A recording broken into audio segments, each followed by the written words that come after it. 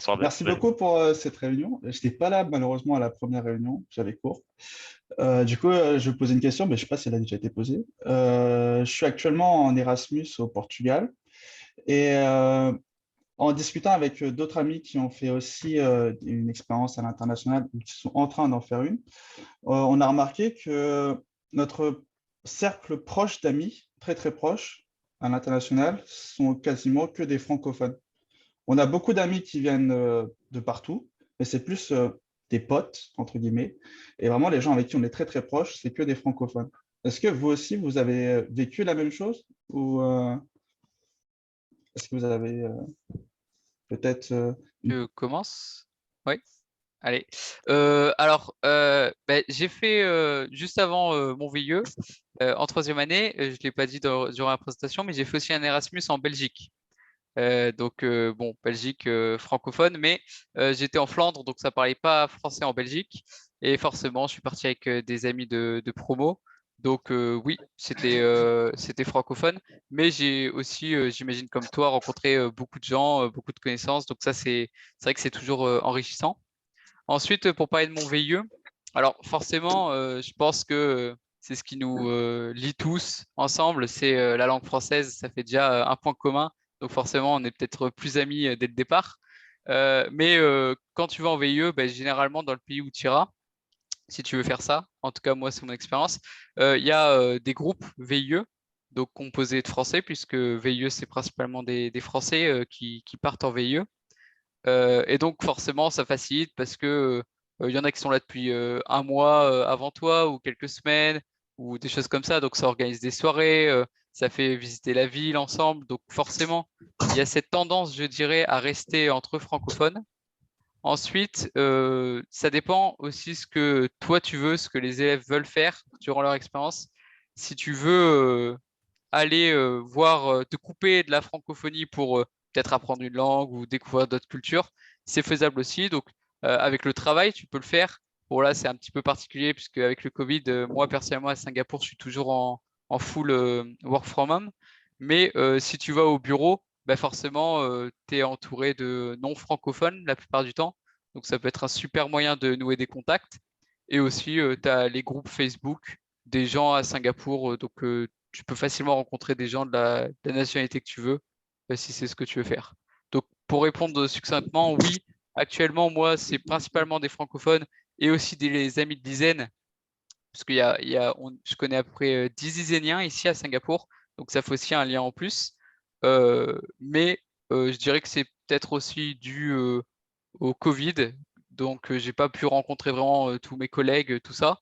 Mais en tout cas, si tu veux, je pense que c'est vraiment ton choix. Si tu veux être qu'avec des francophones, tu peux. Si tu veux être majoritairement avec des gens qui parlent pas le français, tu peux aussi. Pour compléter ce que tu dis un petit peu, Alan, moi je suis assez d'accord avec ça. Pareil, étant en VIE, même en Espagne, et même l'Espagne, et notamment Madrid où je suis basé, est quand même très réputé pour avoir énormément de Français. Il y a ouais, l'équivalent d'une ville entière en France. Enfin, je veux dire, ici à Madrid, une ville française entière, il y a à peu près 60 000 Français sur Madrid seulement. Donc ça fait beaucoup de Français. Donc c'est facile de rencontrer, si tu veux, des Français. C'est toujours plus simple. Encore une fois, je pense qu'Alan l'a très bien dit. C'est pas forcément pour ça que tu peux avoir que des amis proches français. Moi, je sais que pour le coup, quand je suis parti en Erasmus aux Pays-Bas, donc il y avait 120 nationalités à peu près. Moi, une de mes très bonnes potes aujourd'hui, elle est notamment portugaise, donc elle vit à Aveiro. Donc du coup, c'est vrai que pour moi, ça dépend. J'ai des enfin, des amis très proches français que j'ai rencontrés à l'étranger également, et c'est parce que ça forge des liens, ça te permet aussi de les voir plus facilement entre guillemets, puisque quand tu reviens en France, bah, tu as possibilité de les voir aussi. Donc j'ai les deux. J'ai des amis français, j'ai des amis anglais. Pour la petite histoire, tu vois, ce week-end, j'étais à Barcelone, avec voir pour une deuxième réunion de mes potes d'Écosse cette fois-ci. Donc pendant mon année de césure, je me suis fait aussi des amis très proches. Notamment un de mes potes qui vient du Canada et donc il est enfin il vient à Ottawa, donc il parle français, mais il parle aussi très très bien anglais, et puis donc du coup il a fait tout le chemin du Canada, tu vois. J'ai une amie slovaque. Enfin, ça dépend, encore une fois. Je pense que c'est un peu dû aux circonstances aussi, selon l'environnement. Si par exemple tu es dans enfin moi je sais ce qui m'a aidé beaucoup, c'était de vivre dans les locaux de l'université. Tu vois, dans des student housing, parce que là, tu as tous les étudiants de l'université, et notamment, souvent, ils essaient de rassembler les internationaux ensemble. Et donc, c'est vrai que c'est plus simple. Mais donc voilà, c'est un petit peu, comme dit Alan, pour résumer, un peu comme tu sens. Et je pense qu'on a beaucoup à apprendre des autres, de façon générale. Donc, que ce soit français ou pas, et même s'ouvrir à d'autres cultures, c'est même d'autant mieux. Donc, vas-y, fonce. Si jamais tu as, un petit peu ou tu as du mal à connecter aussi, il y a des nationalités, on n'a pas forcément, ou même des gens, on n'a pas forcément la possibilité de connecter aussi bien qu'avec des Français, justement dû à la langue, mais avec un peu d'effort, normalement, ça devrait aller. Surtout si je peux rajouter, Erasmus, profite d'Erasmus à fond. Parce que c'est vrai que Complètement. nous, on est en VIE, on travaille, donc il y a le boulot, tout ça, on est libre que le soir, le week-end, donc c'est peut-être plus difficile, pardon. En Erasmus, je pense que c'est vraiment le terrain propice pour les rencontres, n'importe quelle nationalité. Les gens sont tous ouverts, tous en Erasmus, c'est une grande famille. Je pense que tu as dû t'en rendre compte. Donc, profite. Si Ouais, tu ouais, veux ouais, rencontrer carrément. des gens, profite de l'Erasmus, je pense. Ouais, c'est clairement le moment. C'est clairement, et non pas forcément que des soirées, hein, mais on n'est Ouais, pas là ouais. pour prôner que ça, mais même en cours, je veux dire, les cours, tu as quand même plus le temps en université qu'avec le boulot. Tu verras derrière le VIE, si tu veux. Enfin, on en avait un peu parlé pendant la première session, mais le VIE, c'est quand même très différent d'un Erasmus. Donc, profite de cet Erasmus pour faire un max de potes, et que ce soit amis proches ou potes, tu verras qu'au final, même à distance, ça peut devenir des amis proches. Moi, c'est le cas. Pour la plupart d'entre eux, au début, on était potes, on se voyait souvent, etc. Et depuis qu'on se voit moins, et ben, on est de plus en plus proches aussi. Ça rapproche. Donc, la distance peut rapprocher.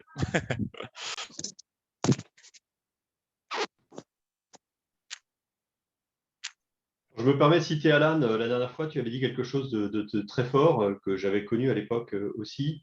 Et je pense que c'est particulièrement vrai quand on est très éloigné de la France. C'est vrai que Antoine, de Madrid, tu veux revenir à Paris pour un week-end, ça se fait Je très saute dans facilement. l'avion, le premier avion, et j'y Et suis. Ouais, c'est ça. tu arriveras plus vite à Paris que moi de Montpellier. Et en fait, Alan, tu avais dit quelque chose de très fort. Tu as dit, à un moment donné, tes amis, ça devient un peu ta famille. Et c'est vrai que on a besoin, je pense que faut pas en avoir peur, c'est normal parfois d'avoir un petit peu le mal du pays, comme on dit, et de vouloir retrouver, ben, entre guillemets, ses racines et ben, des francophones qui aiment le camembert et puis voilà, des choses similaires. Donc je pense que il y a pas de mal à justement avoir besoin de ce contact et de retrouver un peu ses racines localement. Et il y a des aspects complètement pratiques, comme l'ont dit Alan et Antoine. D'abord, il y a des communautés VIE qui se font naturellement, mais aussi des communautés qui se font parce que bah, comment ça se passe pour le médecin, pour la sécurité sociale, pour machin, pour truc. Et en fait, naturellement, des Français qui sont déjà sur place vont pouvoir te donner des tuyaux que sinon tu risques de passer du temps avant de trouver. Ensuite, c'est sûr qu'aujourd'hui, avec les réseaux sociaux, on a toutes les infos beaucoup plus vite qu'on ne pouvait les avoir quand moi je l'ai fait il y a 25 ans. C'était plus pénible. Une autre question.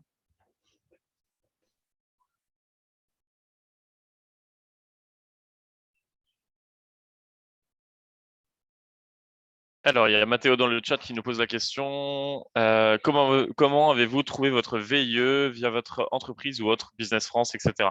Tu veux commencer, Alan, peut-être? Oui, je pense que ça va être un petit peu plus rapide. Ouais. Alors, moi, j'ai fait mon stage et mon alternance, en gros, dans la même équipe à Thales. Et c'est suite à mon alternance, donc à la fin de mes études, qu'on m'a proposé un VIE à l'étranger, puisque j'avais montré l'envie de vraiment vouloir partir n'importe où, en dehors de la France, pour découvrir un peu de nouvelles cultures, voir quelque chose de nouveau. Et donc, du coup, oui, ça s'est fait dans l'entreprise assez naturellement pour moi. Yes, pour moi, c'est à peu près pareil. Alors après, j'ai changé entre mon stage, mon alternance et mon VIE aujourd'hui. J'ai changé 3 fois d'entreprise, du coup. J'ai fait mon stage dans une entreprise polonaise, ensuite mon alternance dans une entreprise de services numériques à Toulon, et ensuite, maintenant, je suis chez Thales. Donc c'est vrai que moi aussi ça s'est fait grâce à l'entreprise entre guillemets. C'est plutôt grâce à, en fait, c'est un peu joint entre Lizen et Thales. Je me suis fait connaître en fait de Thales via un événement qui était organisé par Lizen. Ça s'appelle l'Innovation Week, donc ça se passe en 5e année pour certaines de, en tout cas, Lizen Toulon fait ça en 5e année pour certains de nos promos, certains des masters. Et en fait, j'ai rencontré ma manager actuelle là-bas et on a bien matché et ça s'est fait comme ça en fait. Ça s'est fait, là, je dirais, c'est l'entreprise, mais c'est surtout du réseau.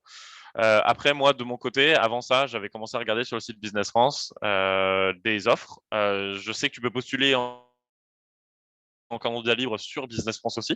Donc ça, c'est tout à fait possible. Après, le plus simple, souvent, c'est de passer par une entreprise, sachant que moi, pour te donner un ordre d'idée, Thales a créé l'offre VIE sur Business France pour moi, du coup, parce qu'elle n'existait pas. En fait, le poste n'existait pas en VIE encore. Donc, du coup, ça a été créé pour moi. Donc, les entreprises ont tout à fait la possibilité de faire ça aussi. Donc, c'est vrai que, donc, ouais, pour résumer, ouais, via l'entreprise et le réseau, entre guillemets, quoi. Si je peux me permettre, quelque chose que vous aviez mentionné aussi la dernière fois, c'est le fait que souvent un poste de VIE va être remplacé par un autre VIE. Exactement. Vous pouvez en parler un petit peu? Oui, tout à fait. Mais c'est exactement ça qui s'est passé, puisque moi, je remplaçais un VIE qui avait remplacé un autre VIE et ainsi de suite, comme tu le dis, Thomas. Donc oui, ça peut être bien aussi de voir sur les réseaux sociaux qui est en VIE ou aussi voir dans les réseaux de l'école, demander à la ISEN peut-être aussi. Et donc du coup, tout ça fait que on sait que le VIE, c'est les jours sont comptés, si je puis dire. C'est 2 ans maximum. Donc tu peux faire un contrat d'1 an dans une entreprise, une autre année dans une autre entreprise. C'est relativement rare. Généralement, c'est 2 ans dans la même entreprise. Mais au bout de 2 ans, c'est fini. Tu es obligé soit de rentrer en France, soit de continuer en contrat local. Donc ça peut être bien aussi selon en quelle année tu es ou vous êtes, parce que je pense que ça peut intéresser plusieurs personnes de voir qui est en VIE, dans quel pays, quelle branche, selon ce qui vous intéresse, et de prendre contact avec eux et voilà, de garder un œil sur ce qui se passe un peu, parce que c'est quelque chose qui change assez vite. Tous les 2 ans, ça passe très très vite. J'ai juste un point, alors je ne sais pas à vérifier avec les écoles, mais j'ose imaginer que le corps enseignant, enfin le corps enseignant, ou je sais pas, la direction de l'école, enfin des écoles, que ce soit Ouest, Sud ou Lille, ont les coordonnées des ISEN qui sont actuellement en VIE. Donc, si ça vous intéresse, et si actuellement vous êtes en Erasmus, je pense que vous avez une passerelle toute trouvée. Et là, vous avez 2 exemples devant vous. Alors, je ne sais pas quand on finisse vos VIE respectifs, mais je pense que sur les différentes écoles, il y a moyen de trouver probablement une dizaine ou une quinzaine de VIE pour Et les puis même enfants. au-delà de ça, je pense qu'il y a aussi l'annuaire de l'AISEN du coup. Enfin, il me semble, hein, peut-être à confirmer, mais il y a l'annuaire de l'AISEN qui est comment mis à jour chaque année avec les nouveaux diplômés et leur localisation. Parce que je me souviens qu'à l'année moi, en tout cas, je l'ai rempli une enquête de placement, c'est-à-dire après le diplôme, où est-ce que vous allez, dans quelle entreprise, dans quel pays, etc. Je me souviens avoir rempli ça, donc je pense que ça aussi, ça doit être disponible sur les réseaux internes du coup. À vérifier encore une fois, mais je pense que ça doit être par là, ouais. Ouais, et donc là-dessus, je rebondis sur l'adresse email que l'on a postée là tout à l'heure, alumni@isen.org. C'est la bonne adresse pour demander. Et si Sandrine se plaint d'avoir trop de demandes, eh ben, ce sera une très bonne nouvelle en fait. Et si je peux rajouter quelque chose aussi, il y a aussi quelque chose de nouveau qui est mis en place là, depuis quelques mois par des étudiants de l'ISEN Brest, mais aussi de l'ISEN Toulon. J'en ai Puisque vu un parmi nous d'ailleurs. voilà, exactement. Puisque j'en fais partie et Antoine aussi, qui s'appelle What a Job. What a Job, c'est un groupe d'étudiants à l'étranger, exclusivement de l'ISEN, qui a pour but d'aider les Iséniens à trouver un stage ou donc du coup un VIE à l'étranger. Donc on est tous à l'étranger et notre but c'est d'aider les gens de l'ISEN à essayer de trouver ce qui leur correspond et ce qu'ils veulent pour un stage ou un VIE. Donc voilà, ça s'appelle What a Job sur LinkedIn, Facebook, Instagram. Donc si vous voulez, nous, on sera ravis de pouvoir vous aider. La petite promo gratuite pour Brice, du coup. Ouais. L'instant promo, désolé. Non, mais c'est un projet très prometteur et donc du coup, ils ont déjà envoyé des personnes à l'étranger, du coup une quinzaine. Donc c'est une super dynamique. Nous, on est content de rejoindre un petit peu l'aventure. À notre échelle, on verra comment on peut aider. Mais et donc du coup, ouais, profiter d'ambassadeurs en gros dans chacun des pays où les dizaines peuvent être. Et donc ça peut complètement vous aider. Ouais. Il faut pas hésiter à contacter Brice ou même nous deux, on vous mettra en relation.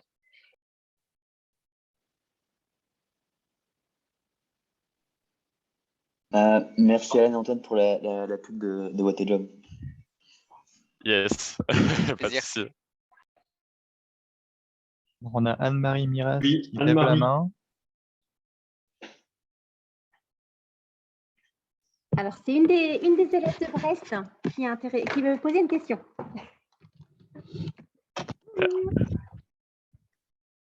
Alors du coup, moi je suis en deuxième année à Brest et on a un stage ouvrier d'1 mois à faire. Et donc je voulais vraiment partir à l'étranger et j'ai envoyé plein de CV et de lettres de motif à Malte, donc dans des restos, des cafés, etc. Et j'ai pas de réponse et je sais pas du tout comment faire. On est le 10 mai et j'aimerais vraiment trouver un stage à l'étranger. Mais je sais Bien, pas écoute, trop. Voilà, encore une fois, c'est parfait. On a la personne parfaite pour toi. bah, Brice le Brice, touche, donc, on te laisse la main. on te laisse la parole, je pense. Donc, c'est celui qui a le cofondateur, on va dire, de What a Job, et il est à Malte. Donc, je pense qu'il peut te répondre peut-être. Moi, j'ai pas le choix de répondre. Ouais, je crois. Bonjour à tous. Bonjour à tous. Donc ouais, moi je suis à Malte aujourd'hui et je commence un VIE dans quelques semaines. Alors je sais pas si tu t'es rapproché de Oh My Up, l'agence qui aide les Français à Malte. Première question. En plus, alors donc j'ai un contact là-bas qui s'appelle Irmine, Irmine qui est ancienne brestoise et qui aide vachement les étudiants à trouver un stage sur Malte, au Gozo. Et aujourd'hui, il y a à peu près 4 étudiants de l'ISEN Brest qui ont trouvé un stage à Malte. Alors ils sont pas en deuxième année, mais ils sont en M1. Donc peut-être qu'on peut prendre contact après le webinaire pour voir comment on peut t'aider pour trouver un stage à Malte. Ce serait trop cool. Donc, n'hésite pas à passer par moi, Antoine ou Alan. On pourra t'aider. Et moi, bah, je suis sur Malte, donc on peut se contacter juste après, alors si tu veux. Ok, ce serait vraiment cool. Parfait, merci. Bah, merci beaucoup. Pas de quoi.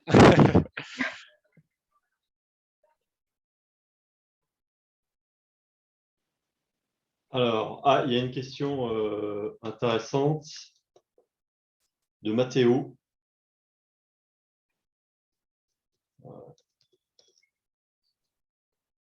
Alors, je la Tu peux lire la haute voix, lire, comme ça on va. Ouais, je vais la lire. Donc, bonjour à vous. Ah oui, non, ça c'était la première question, très bien. Ok. Petite question, VIE, conservez-vous les avantages français, notamment médical? J'entends par là les remboursements des soins, etc. Car Business France indique que l'on conserve nos droits, mais conserver ne veut pas dire s'appliquer à l'étranger, j'imagine. Je vais répondre tout de suite. Et puis, je suis Alan, compléter derrière, why not.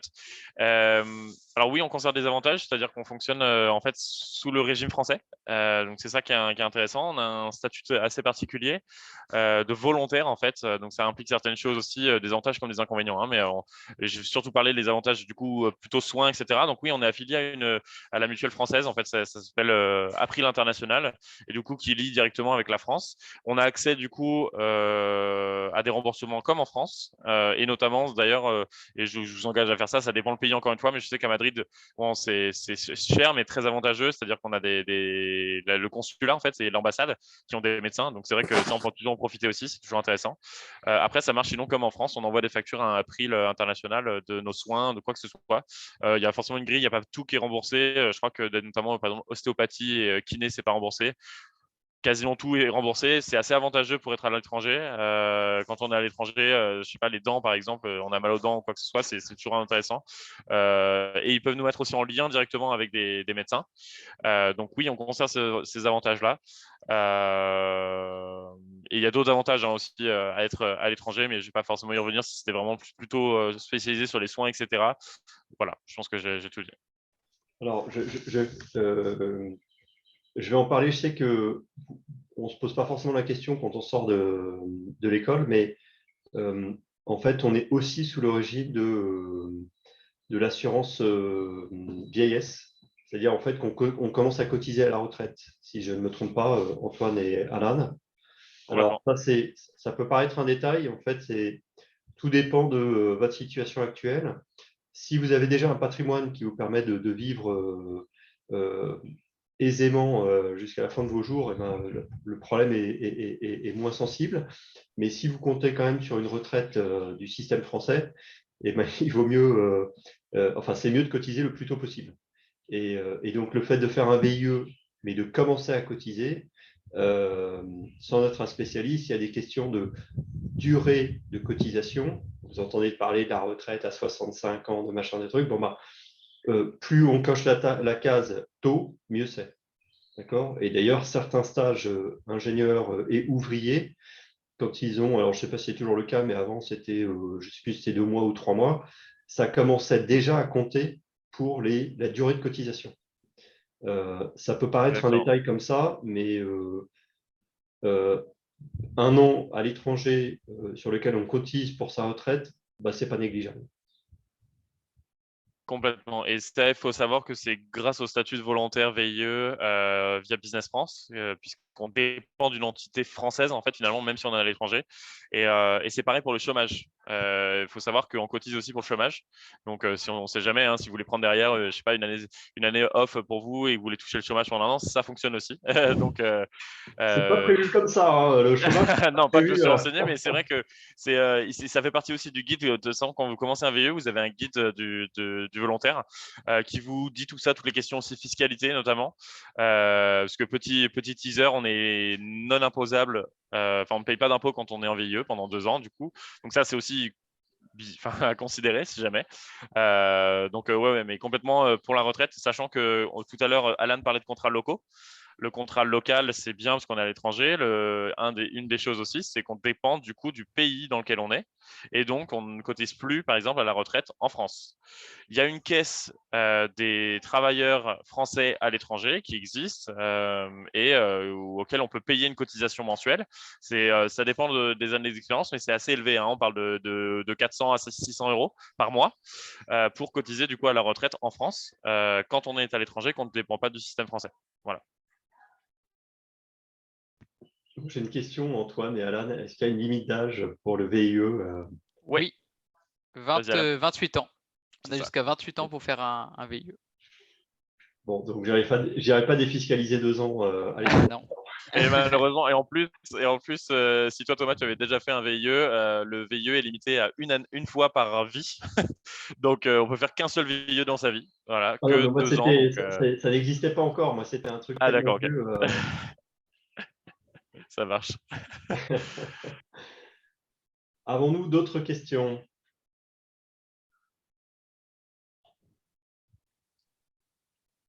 Et je confirme pour le petit complément d'information que tu as mis, Mathéo, en effet, pour les États-Unis, ouais, c'est assez pratique, sachant que, ouais, comme tu le dis très bien, les frais médicaux sont souvent très, très hauts. Donc, voilà. Après, les rémunérations dépendent évidemment du pays dans lequel tu es. Mais voilà, sachant que si pour les États-Unis, comme toi, je pense, Alan, je ne sais pas comment ça marche le système de santé à Singapour, mais en Espagne, bon, la question ne se pose pas parce que c'est le même quasiment qu'en France, donc encore moins de problèmes. Mais c'est vrai que dépendant du pays, ça peut être très compliqué, donc c'est un avantage complètement. Ouais, Alan, je ne sais pas si tu as la moindre expérience là-dessus, mais ça me semblerait intéressant d'en parler un tout petit peu quand même, juste pour ceux qui ne sont pas au courant. De comment marche le système ici? Non, ouais, bah, juste la différence de prestations de santé. Alors, les prestations sont équivalentes. Je sais que c'est plus cher forcément qu'en France, puisqu'en France, on a quasiment le meilleur système au monde au niveau de la santé. Donc, ça coûtera plus. Bien sûr, je parle sans VIE, hein, puisque VIE, on l'a dit, tout est 90% des choses, on va dire, sont remboursées par après l'international. Donc, oui, ça coûte plus cher. Après, les soins de qualité sont très bons. C'est un pays très réputé pour la médecine. Donc là, il n'y a pas de souci. Mais forcément, je crois qu'ici, ce qui se passe, c'est que en fait, ils ont un espèce de compte bancaire où ils mettent de l'argent dessus tous les mois. Et ça va leur permettre de faire des emprunts pour acheter des maisons. Ça va aussi leur permettre de vivre à la retraite. Donc, c'est sur ce compte qu'ils vont prélever tous les mois quand ils seront à la retraite pour avoir une allocation retraite. Et ça peut aussi leur permettre de payer des soins s'ils ont des grosses hospitalisations ou quelque chose comme ça. Donc, ils ont un peu un compte qui leur permet de gérer tout ce qui peut se passer dans la vie, on va dire. Juste pour donner un ordre de grandeur, hein, pour ceux qui, alors pas pour vous effrayer, mais pour savoir, typiquement aux US, les prestations de santé vont coûter entre 5 et 10 fois le prix que l'on connaît en France. Donc, quand on doit se faire un soin dentaire, enfin on se casse une dent ou un soin dentaire un peu important, pas juste le détartrage, vous imaginez que là où en France, la prestation, elle peut avoisiner les 100 €, ben, aux US, au Canada dans une moindre mesure et dans d'autres pays, on est entre 500 et 1000 €. Donc c'est vrai que ça monte vite, très très vite. Et le fait d'avoir que tout ça soit bien pris en charge est évidemment essentiel. Alors, autant dire que quand il y a un accident et qu'il y a une prise en charge à l'hôpital, on parle de montants qui sont en plusieurs milliers, voire dizaines de milliers d'euros. Évidemment que on ne s'attend pas à ce que de jeunes diplômés aient autant d'argent disponible sur leur compte pour couvrir tous ces frais. Exactement. Sachant que ça commence aux États-Unis, ça commence dès le voyage en ambulance. Même ça, c'est payant. Donc, voilà, pour la parenthèse. Je vois Mathéo qui pose une autre question. C'est bien, Mathéo. Super pour les questions. Je me posais la question également du coût de la vie. Les salaires sont-ils suffisants pour vivre correctement? Alan commence. Oui, parce que j'imagine que l'Espagne, c'est plus proche de la France, on va dire. Alors ici, le coût de la vie, bon, le principal source de dépenses ici, c'est le loyer. Puisque le loyer, c'est assez cher. Je paye environ 2 000 € de loyer par mois.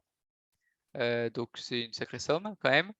Et oui, par contre, la subvention est largement suffisante. J'arrive à faire des économies tous les mois. Donc, pour donner une idée, je gagne 3 800 € net par mois, puisque c'est pas imposable. Donc, malgré le loyer, il reste 1 800 €. La nourriture, c'est si la personne veut cuisiner, ça va être allez, 20% plus cher qu'en France environ.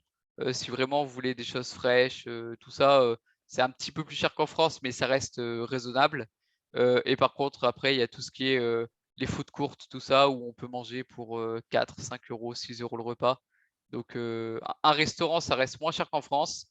La cuisine, c'est un petit peu plus cher, mais dans l'ensemble, ça va très bien. Aussi, l'électricité et l'eau, puisque j'ai pas de gaz, c'est bien moins cher qu'en France.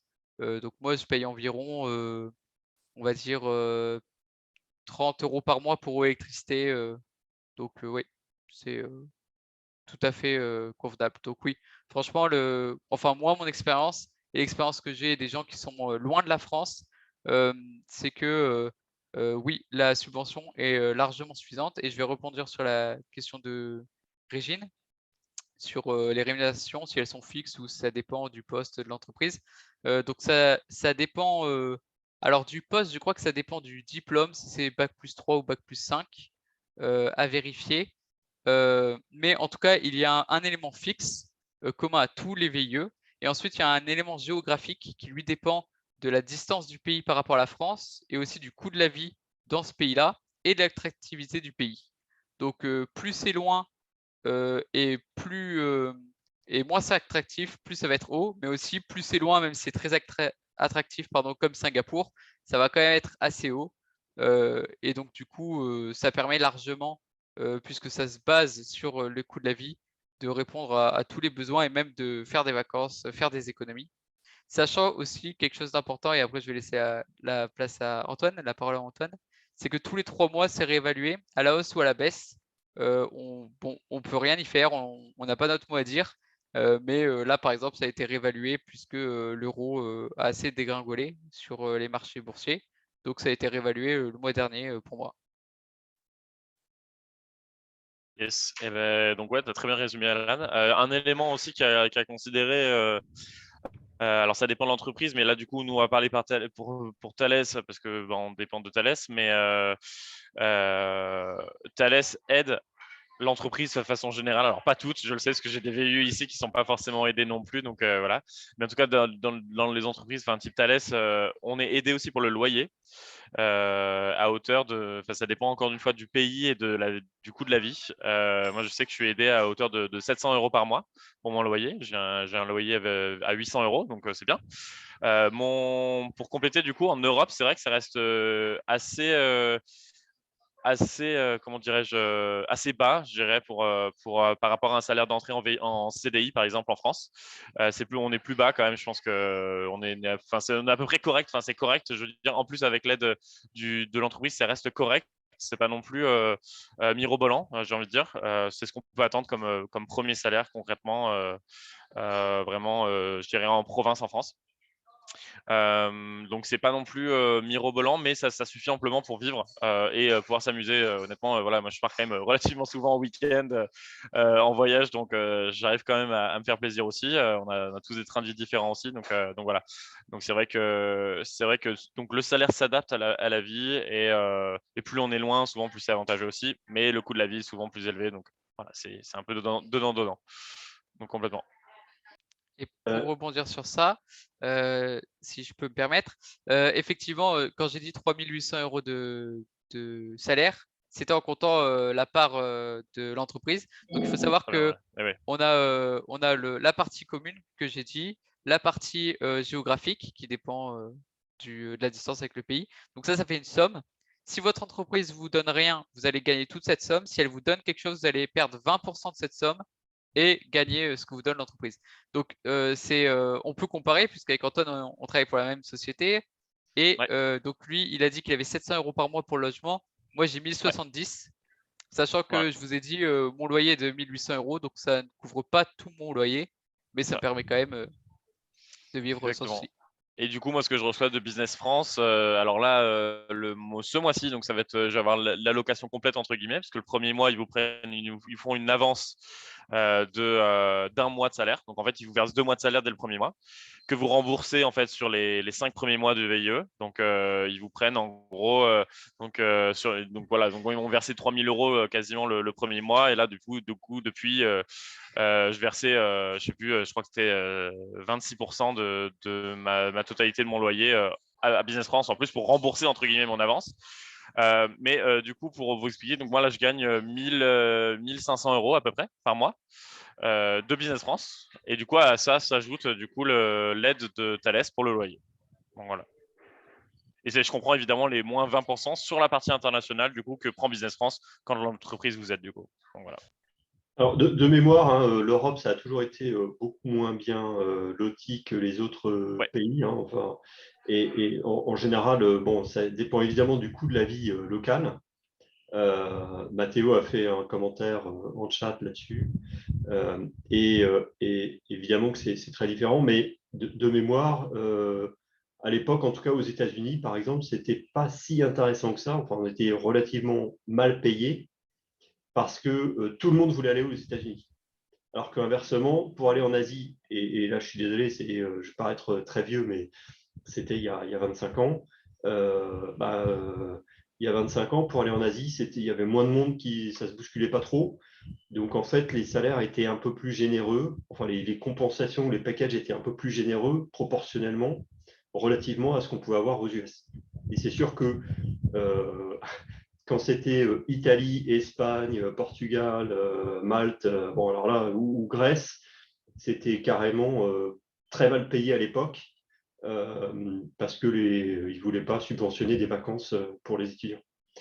Il y a 2 questions qui ont été posées. Arthur, quelqu'un a posé la question à propos d'Erasmus plus tôt, mais je croyais que ça n'existait pas à l'ICEN, que c'était seulement des partenariats avec des universités proposant le même domaine professionnel. Alors, Vous voulez répondre parce que… Ouais. ah oui, on peut. Ouais, vas-y, Oui. Alan, vas-y. Ok. Je ne sais pas, Arthur, dans quelle ISEN tu es. En tout cas, je peux te conseiller de te rapprocher de la cellule internationale de l'ISEN, puisque j'imagine que tu en as une. Nous, c'est Régine Berlier qui s'occupe de ça. Et nous, l'ISEN nous propose, continue de proposer plein de destinations en Erasmus auxquelles tu peux ajouter des universités. Donc, tu peux proposer tes universités s'il y a des domaines qui t'intéressent, qui sont en rapport avec tes études. Nous, à l'ISEN Toulon, en tout cas, on pouvait le proposer à la cellule internationale qui essaie de voir pour faire un partenariat et faire ça. Mais on avait déjà des propositions de notre école. Donc, essaye de voir avec la cellule internationale de ton ISEN. J'imagine qu'il y a quelque chose de similaire mis en place. Juste pour être clair, hein, Erasmus, c'est un programme européen qui s'adresse à tous les étudiants européens. Donc, il n'y a pas on a le droit ou on n'a pas le droit. C'est si tu es étudiant en Europe, tu as le droit de participer à Erasmus. Ensuite, les écoles, l'ISEN en fait partie, ont développé des partenariats privilégiés de sorte que tout l'aspect administratif est simplifié. Et donc, grosso modo, à part être sélectionné par ton école d'ingénieur d'origine, en l'occurrence l'ISEN, pour s'assurer que tu te comportes correctement, que tu n'as pas fait des trucs inacceptables, que ton niveau scolaire est convenable et que tu as un certain niveau dans la langue locale, rien ne t'empêche de faire Erasmus. Exactement. Et puis même en dehors du coup de l'école, mais pour donner quand même des petits conseils là-dessus aussi, c'est comme finalement Business France, pour ceux qui recherchent des VIE, c'est une plateforme où on voit les offres concrètement avec les écoles, les programmes, etc. Et sur un site internet en fait Erasmus où ça regroupe toutes les offres possibles en Europe. Donc du coup c'est très accessible. Et après, c'est vrai que l'ISEN, le groupe ISEN maintenant, a privilégié. Je sais que moi, c'était un petit peu au départ, c'était assez succinct quand j'ai commencé mes partenariats, enfin mon Erasmus, sachant que j'ai ouvert le partenariat avec un pote à moi, du coup, en troisième année. Quand je suis parti en troisième année aux Pays-Bas, on a ouvert ce partenariat. Il n'y avait aucun étudiant qui était parti avant. Et les accords venaient d'être signés. Donc, c'est vrai que c'était une première pour nous. Mais à partir de ce moment-là, ça a vraiment changé. Et je pense que chaque année, il y a de nouveaux partenariats qui sont renouvelés, d'autres qui changent, etc. Sachant qu'en plus, bon, Erasmus, il y a l'Europe, mais avec l'ISEN, tu as aussi la possibilité de partir pas qu'en Erasmus, sachant qu'il y a des cycles notamment qui partent à l'international, notamment en Malaisie ou ailleurs, au Canada, directement via le cursus, qu'on a des contrats également avec les universités locales là-bas. Ok, alors je rebondis. Il y a Élise qui a une question. Vas-y, Oui. Élise. Bonjour, vous m'entendez bien? Oui, super. Oui. Alors moi, je suis en troisième année à ISEN Lille en apprentissage. Et pour valider le diplôme, je dois faire un stage une mobilité de 12 semaines. De préférence, j'aurais bien aimé un stage rémunéré, mais dès ce que j'ai compris, je n'aurai le droit à rien. Mon entreprise ne voudra pas m'aider. Et pour tout ce qui est mutuel, moi, ISEN m'expliquait que on n'a le droit à rien non plus. Du coup, je vais essayer de me débrouiller par moi-même. Et je voulais savoir, déjà, merci pour le What a Job. Je ne savais pas, ça peut beaucoup m'aider pour trouver où. Et je voulais savoir si vous avez une idée pour soi-même trouver où se loger et comment prendre contact avec un pays, ou comment s'habituer, ou où chercher pour vivre déjà. Alors, tu as une idée de d'où tu voudrais aller? Pas vraiment. En fait, moi déjà, je voulais aller en Écosse parce que j'y suis déjà allée. Après, j'avais vu avec aussi tout ce qui est Pays-Bas, Écosse, ou même la Hollande. Orange m'a parlé qu'il y avait peut-être quelqu'un en Hollande, peut-être. Mais savoir aussi quoi faire. J'ai compris que je pouvais faire tout sauf du bénévolat. Et j'aurais bien voulu être aussi avec mon entreprise, mais comme ils ne m'aideront pas, je peux quand même partir dans un autre domaine, mais toujours en rapport avec eux. Mais ça ne sera pas trop en rapport avec ce que je fais, peut-être. Sinon, ça serait ces pays-là qui m'intéresseraient. Ou même la Pologne aussi, j'ai vu quand on a parlé de la Pologne, j'y avais pensé aussi. Mais c'est ça, c'est à voir comment, parce qu'avec ma famille, on avait peut-être parlé de voir avec les ambassades françaises, mais il faut déjà trouver le pays et s'assurer que le pays aussi est sécurisé avec tout ce qui se passe. Il faut vivre 3 mois sans mutuelle, sans rien. Donc déjà, bon, ça, mais du coup, les pays du Nord, ça peut être mieux. Mais c'est ça, est-ce que je dois m'adresser plus dans des auberges ou trouver un contact? Élise, il y a un premier point que je crois que tu as mentionné. Oui. Si tu vas en Europe, tu peux Mhm. aller te connecter sur ton compte Amélie de la Sécurité sociale. et tu demandes ta carte européenne d'assurance maladie. Une carte D'accord. européenne. Ok, je Et vais donc, quand tu te connectes, tu peux avoir une attestation immédiatement et tu reçois ta carte dans les 2 semaines.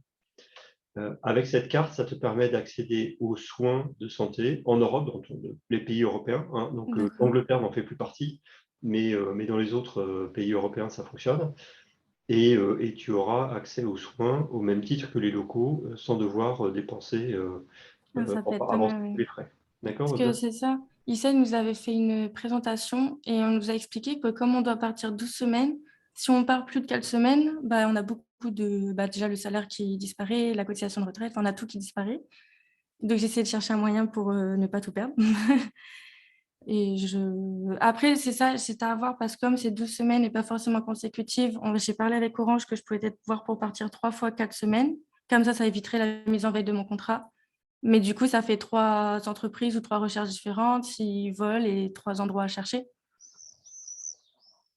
Donc, je serais peut-être plus pour quand même partir 12 semaines d'un coup. Et j'économise déjà de mon côté, mais j'ai juste peur de comment je contacte un pays.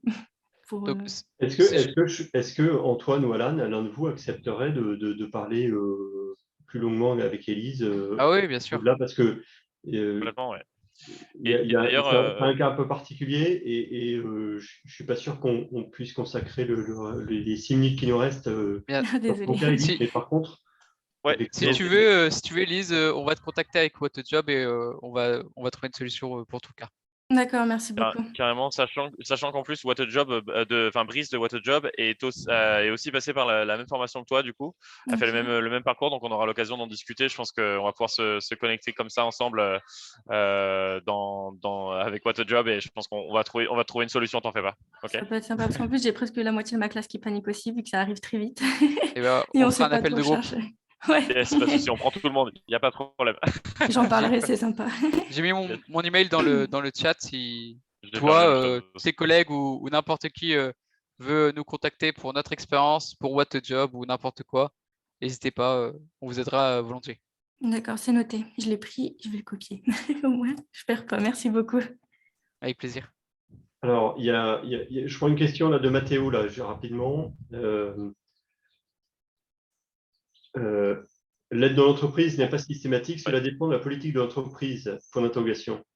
Oui, tout à En fait. effet, ouais, comme on a dit, ouais, c'est ça. Donc, avoir les entreprises, ça dépend, mais les grands groupes souvent investissent un peu plus dans les. Enfin, quoi que, j'ai envie de dire grands groupes, mais même une pote à moi qui est ici à Madrid, c'est Atos. Hein, donc, je vous le dis, c'est pas pour pas que vous alliez chez Atos, mais Atos, en tout cas, n'aide pas en Espagne pour les VIE. Après, ça dépend des entreprises, honnêtement, mais voilà. Vas-y. Et c'est vraiment à la discrétion de l'entreprise. C'est-à-dire que moi, à Singapour, comme tu le dis un peu, Antoine, il y en a qui n'ont pas d'aide au logement. Il y en a, moi j'ai 1070 euros et il y en a, ils ont jusqu'à 1600 euros. Donc vraiment, ça dépend de l'entreprise, ce qu'elle veut donner. Et si elle veut donner. Et concernant le déménagement dans le pays étranger, avez-vous été aidé pour ouvrir un compte bancaire, logement, par votre société et ou Business France? Alors, peut-être que je peux commencer. Personnellement, je n'ai pas été aidé ni par la société, ni par Business France pour ouvrir un compte ou le déménagement. Alors, bien sûr, Business France, comme l'a dit Antoine, il nous donne le premier mois 2 mois de salaire, donc forcément, ça aide pour tous les frais que engendre le déménagement. Aussi, moi, mon entreprise, donc Thales, m'a payé tout ce qui est avion avec j'avais un budget, je crois, de 150 euros pour les valises. Donc, je pouvais rajouter des kilos pour y aller. Et ce sera pareil au retour. J'aurai mon billet d'avion payé et les valises, tout ce qu'il faut pour revenir. Donc, ça, oui. Par contre, pour tout ce qui est ouverture de compte, et c'est ce que je conseille de faire à tout le monde, donc soit vous avez des contacts dans le pays qui peuvent vous aider, soit vous pouvez vous mettre sur Facebook, ça marche très bien, les groupes dans le pays. Je sais qu'à Singapour, ça s'appelle Singafrog, le groupe. Et donc là, il y a tous les Français en fait dans ce pays-là qui sont là pour vous aider. Donc ils vont vous dire quelle banque est la meilleure, avec la meilleure carte, les logements, les prix des logements. Donc vous pouvez aussi faire ça en amont avant d'aller dans le pays pour voir un peu combien ça coûte les loyers, quels quartiers sont sympas, quels quartiers sont pas trop chers, tout ça. Exactement, et je complète là-dessus, ça peut être aussi des éléments de réponse pour Élise à ces questions. Donc c'est vrai que les groupes Facebook, de façon générale, ça marche très très bien. Sachant que, alors, il faut savoir un truc aussi avec Business France, c'est qu'on est versé sur un compte français, et ça c'est obligatoire, c'est-à-dire que il faut absolument avoir un compte français pour avoir son salaire versé sur son compte directement. Le compte, moi je sais que j'ai pas de compte espagnol aujourd'hui. Le compte en local, alors peut-être que pour Singapour c'est différent. Je pense que c'est très différent de l'Europe, mais encore une fois pour l'Europe, de façon générale, comme en Écosse, j'ai vécu quand même 8 mois en Écosse. J'avais pas de compte bancaire là-bas. On se débrouille avec des banques en ligne, par exemple Revolut, ça peut marcher aussi très très bien. Mais c'est vrai que pour l'Espagne, en plus on est en euros. Pour moi, il n'y a enfin, il n'y a pas d'intérêt à avoir un compte en Espagne, sauf si évidemment on veut investir dans le pays, etc. Là, voilà, pour d'autres questions plus personnelles. Mais pour le côté professionnel, aucun besoin de prendre un compte bancaire en Espagne. Après, c'est vraiment, encore une fois, il y a des groupes français, je crois que ça s'appelle Français à Madrid, pour Madrid en tout cas. Et ça marche très très bien et il y a énormément d'informations là-dessus. Parce que il y a plein d'expatriés aussi, donc des gens qui sont restés en Espagne, qui peuvent nous aider là-dedans. Donc ça, il faut compter sur l'expérience aussi, quoi. Pour rebondir sur ce que tu dis, Antoine, effectivement, le compte en banque à l'étranger n'est pas obligatoire selon où vous allez. Même à Singapour, il y a encore plein de gens en VIE, pardon, qui utilisent Revolut et ça marche très bien pour eux. Le seul avantage qu'il y a d'utiliser un compte ici, donc c'est-à-dire, comme l'a dit très justement Antoine, tous les mois, j'ai mon argent sur mon compte français et je suis obligé j'utilise TransferWise pour prendre mon argent et le mettre sur mon compte ici à Singapour. Le seul intérêt que j'ai de faire ça, c'est parce que ici, c'est un petit peu différent et avec les comptes locaux, on peut payer avec son téléphone. Il y a certains commerçants qui prennent pas les cartes bleues et qui prennent que le paiement par téléphone. Donc voilà, ça simplifie la vie, mais en soi, vous pouvez faire sans compte dans le pays. Exactement. Voilà. Bah, du coup, Thomas a mis plus d'informations là-dessus, Ah voilà, notamment sur les et comptes le lien en vers Europe. TransferWise, enfin Ouais. Wise qui est avant TransferWise. Ouais, C'est bien voilà. le même site. Donc je pense que alors Revolut, effectivement, moi j'ai jamais utilisé Revolut, mais je crois que c'est à peu près le même principe. Je sais qu'a priori ça marche très bien Revolut pour les paiements. Alors, pour Ok. répondre rapidement à la question de Mika, je ne sais pas si c'est ce que tu voulais faire, Thomas. Alors oui, ça existe, les structures ou des associations. Alors, je relis la question, pardon. Je voulais savoir s'il existe des structures ou des associations qui aident à trouver des logements à l'étranger, par exemple en Irlande ou aux Pays-Bas. Bah écoute, ça tombe bien parce que j'avais recherché pour les deux et j'ai vécu dans l'un des deux, donc je vais pouvoir te donner des éléments de réponse. Pour l'Irlande, oui, il y a des entreprises, notamment privées. Alors, je pense qu'il y a des associations, mais je ne saurais pas donner les noms. Les entreprises, moi, j'en avais une. C'était une entreprise du coup qui était basée dans plusieurs pays, mais en Europe. Et en fait, ils te permettent de t'envoyer, ça te permet de t'envoyer dans des pays et de te payer un logement, etc. Alors, évidemment, il y a une prestation à payer quand c'est une entreprise, pour la plupart du temps, puisqu'ils te demandent, bah, voilà, quand ils t'ont aidé à trouver un logement, etc. Mon mail que j'ai mis plus haut si tu veux plus d'informations, mais je retrouverai tout ça. Mais la prestation, c'était quand même de l'ordre de 2300 € pour 3 mois, je crois. Donc du coup, c'est vrai que c'était assez cher pour l'Irlande surtout. Et les Pays-Bas, pareil. Alors moi, j'étais passé par l'université, donc c'est vrai que c'était plus simple. Donc après, à voir toi comment tu veux faire. Mais je sais qu'aux Pays-Bas, il y a beaucoup d'associations notamment qui sont là-dedans. Donc tout à fait probable de trouver. On peut rechercher ensemble encore une fois si tu as besoin d'accompagnement là-dessus. Il n'y a pas de souci, compte sur nous. Pour rebondir là-dessus, moi à Singapour, il faut savoir que le marché de l'immobilier est très tendu, c'est-à-dire que les offres restent un jour, 2 jours au maximum, c'est vraiment très très tendu. Et j'ai essayé de chercher par moi-même parce que forcément c'est moins cher, mais j'ai pas réussi avec le travail, tout ça, c'était trop compliqué. Donc j'ai fait appel à un agent immobilier ici qui prend des frais et moi les frais c'était un mois de loyer. Donc j'ai dû payer 1800 € de frais, mais en 3 jours on m'a trouvé mon logement. Donc ça peut aussi être une solution. Carrément, carrément. Parce que là, je m'adressais, enfin, quand je parlais, j'étais beaucoup plus sur le marché européen, du coup, qui est simple, mais encore une fois, avec le Covid, ça a aussi beaucoup changé, faut se le dire. Moi, je suis en colocation, par exemple, à Madrid, et ma coloc, elle a mis 1 mois à trouver l'appartement dans lequel on est. Donc, 1 mois, c'est long quand on n'a pas de logement. Donc, enfin, pas de logement, en tout cas, quand on vit en pseudo appart-hôtel, où on change un peu d'hôtel, etc. C'est assez long. Donc, c'est vrai que ça peut être assez tendu. Mais voilà. Sachant que tu me fais penser à ça, Antoine, moi, quand je suis arrivé à Singapour, on parlait du déménagement tout à l'heure. Thales m'a aussi payé 2 semaines, et puisque je trouvais pas de logement, ils ont augmenté à 3 semaines d'hôtel. Donc ça a Ouais, été payé ça, par Thales aussi pour complètement. le temps qu'on s'intègre dans le pays, qu'on trouve un logement. Complètement. Ça, c'est vrai qu'on l'a pas mentionné. C'est vrai qu'on a 2 semaines Et, d'hôtel au début et je payés. Ouais. dis, je dis Thales, mais je pense que 90% des sociétés font ça, voire 100%. Je pense que la quasi-totalité, pour le coup, ouais, c'est l'un des prérequis, je pense d'ailleurs, même pour les entreprises, pour pouvoir envoyer des VIE. Il me semble, je n'ai pas tous les, mais je crois que c'est mentionné sur Business France, donc il y a moyen. Ouais. Ok, super. Allez, on prend une dernière question de David. Je voulais vous demander, du coup là, ça fait à peu près 5 mois que je suis au Portugal. J'ai jamais eu le mal du pays, et pour être honnête, la France ne me manque pas vraiment. Mais bon, je suis obligé d'y retourner à cause des cours. Mais plus le temps passe, plus je m'inquiète du retour à la vie normale. Je voulais savoir si vous avez des questions pour préparer le retour. Alors, C'est dingue. Ouais, vas-y, Yann. je pense que ça a été très dur pour tout le monde. Moi, j'avais beau être en Belgique, le retour d'Erasmus, et je pense que je l'ai toujours pas encore digéré. Non, je rigole. Mais non, ça a mis quelques mois.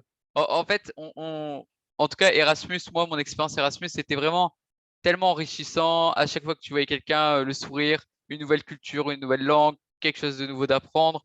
Les cours étaient super, ça changeait de l'ISEN. Alors, les cours de l'ISEN sont super, mais c'est juste être dans une autre mentalité, un autre pays, une autre université. C'est totalement différent. Donc, c'est vraiment euh, hyper stimulant et on découvre plein de choses. Donc ça sort un peu de notre quotidien à l'ISEN, on va dire.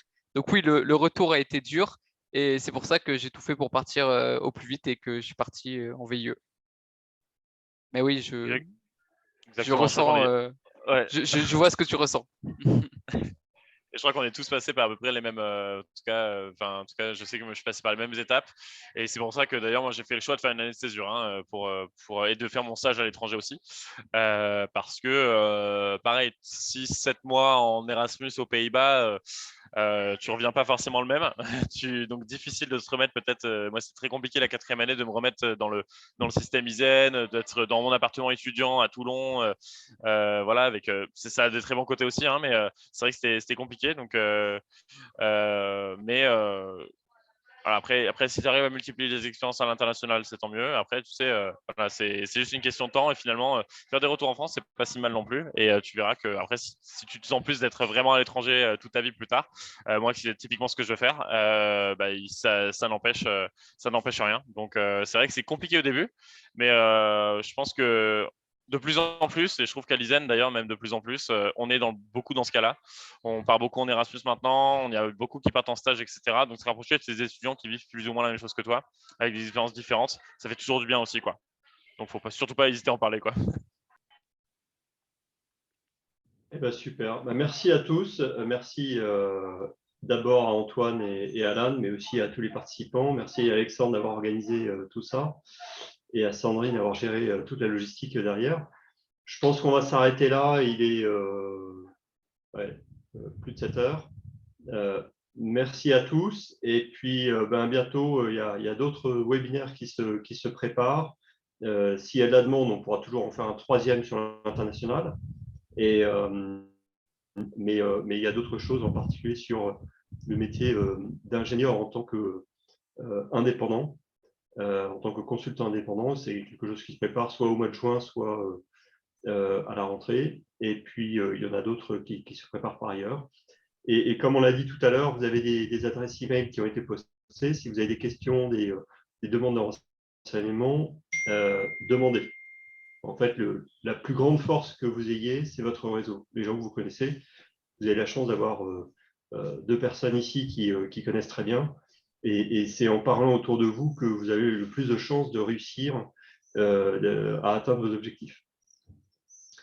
Voilà, merci à tous.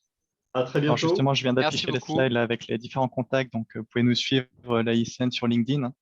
Donc c'est très actif, vous pouvez savoir un petit peu ce qui se passe au niveau international aussi, et on reste disponible par mail pour toute question à alumni@aicn.org. Et vous pouvez aussi, alors juste quelques petites secondes, donc on a parlé pas mal de l'aspect financier là aujourd'hui. Il y a le concours des ICN World Awards, je pense que vous connaissez à peu près tous, qui est en cours et qui permet en fait d'avoir un remboursement partiel par l'AICN de vos frais de voyage. Donc c'est un concours qui permet de réaliser soit un article, soit une vidéo ou un blog. Donc vous choisissez, vous partez à l'international, vous réalisez votre retour d'expérience, vous partagez ça avec la communauté ICN. Ensuite, il y a un jury qui décide des meilleures productions et un classement est désigné ensuite derrière pour avoir une petite subvention, une aide justement au départ à l'étranger pour rembourser une partie de votre frais de voyage. Donc c'est en cours, inscription encore un mois et demi à peu près. Vous allez recevoir des communications très prochainement, vous en avez déjà reçu normalement. Et toutes les infos sont sur le site web de la ICN dans la rubrique internationale. Donc voilà, n'hésitez pas. Merci beaucoup. Merci Alexandre. Eh bien, au revoir à tous. Bonne soirée, bonne Merci. nuit, Alan. Merci. Yes, Bonne bonne nuit, soirée. Alan. Merci beaucoup. Et Merci n'hésitez pour pas si vous avez d'autres l'invitation. questions, LinkedIn, mail, spammez-nous, on sera là pour vous Ouais. répondre. Vous en Un faites pas. plaisir de vous aider toujours. Yes, bien sûr.